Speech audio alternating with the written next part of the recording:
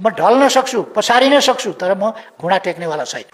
मेरो शिर काटिन सक्छ, तर मेरो शिर झुक्नेवाला छैन। हाम्रो केपी बाको कुराले खासै टेन्सन नलिग है साथीहरू, किनभने मर्ने बेला भएका बुढाले जेन तेन चलाइरहेका थिए। अब पहिलाको चुनावमा 50-55 सिट कति ल्याएका थिए, दोस्रो स्थानमा रहेका थिए।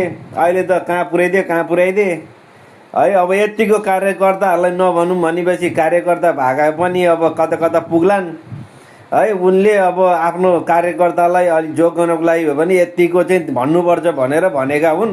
खासै रिस गर्नुपर्ने ठाउँ छैन। केपी ओलीलाई रिस नगर आओ साथीहरू। बुढेसकालमा बचपना आएको छ हाम्रो केपी बालाई, अब यतिको त भन्नुपर्छ। यति पनि नभनिदिँदाखेरि माउ बिनाका चल्लाहरू जस्ता होलान्, कार्यकर्ताहरू विचलित होलान् भनेर यतिको आँट चाहिँ, यतिको जोस चाहिँ देखाइदिएका हुन् बुढाले।